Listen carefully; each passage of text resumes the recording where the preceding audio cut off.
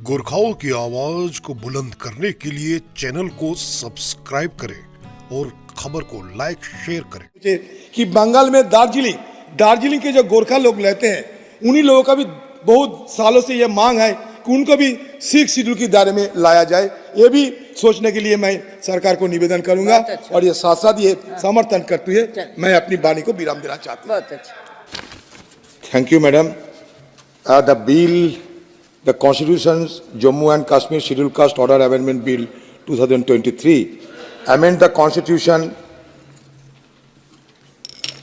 Jammu Kashmir Scheduled Caste Order 1956. The order lists the castes deemed to be scheduled caste in the Union Territories of Jammu and Kashmir and Ladakh. The bill adds Valmiki community as a synonym of Chura, Valmiki, Bhangi and Mehtar communities. The synonym will apply only in the Union Territory of Jammu and Kashmir. Second, the Constitution Jammu and Kashmir Scheduled Tribes Order Amendment Bill 2023, it amends the Constitution Jammu and Kashmir Scheduled Tribes Order 1989 to create separate list for scheduled tribes for Union Territories of Jammu and Kashmir and Ladakh. The bill also adds 4 communities to the list of the scheduled tribe in Jammu and Kashmir. These are Godda Brahmin, Koli, Padari tribes and Pahari ethnic group.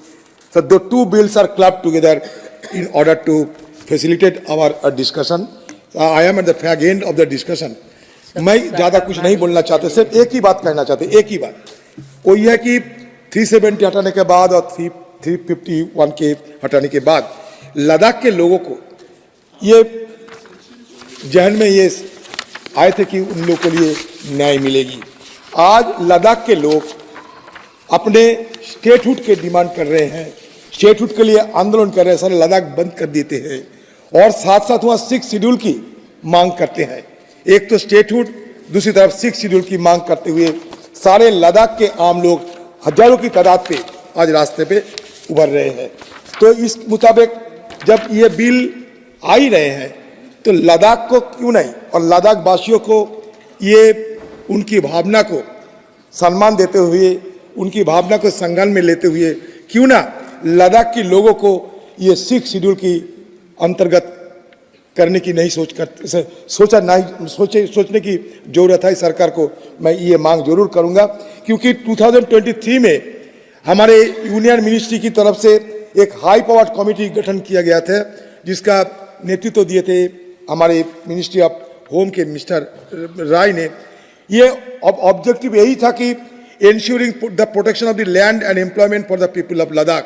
लेकिन लद्दाख के people, Ladakh के लोग वो अभी सोच रहे हैं कि उनके साथ वंचना हो रहे हैं, वो वंचित हो रहे हैं, तो इसके लिए भारी आक्रोश उनकी इजहार करते हैं।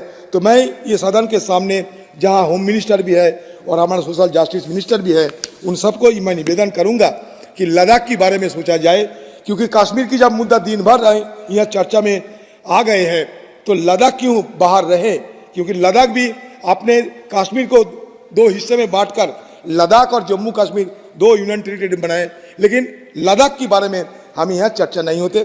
इसके साथ साथ इस दायरे की बाहर, लेकिन फिर भी मैं कहना चाहता हूँ कि हमारे गृह मंत्री और सोशल जस्टिस मिनिस्टर ये भी सोचे कि बंगाल में दार्जिलिंग के जो गोरखा लोग रहते हैं, उन्हीं लोगों का भी बहुत सालों से ये मांग है कि उनको भी 6 शेड्यूल के दायरे में लाया जाए। ये भी सोचने के लिए मैं सरकार को निवेदन करूंगा और ये साथ साथ ये समर्थन करते हुए मैं अपनी वाणी को विराम देना चाहता हूँ। बहुत अच्छा। माननीय श्री वीरेंद्र कुमार मंत्री जी।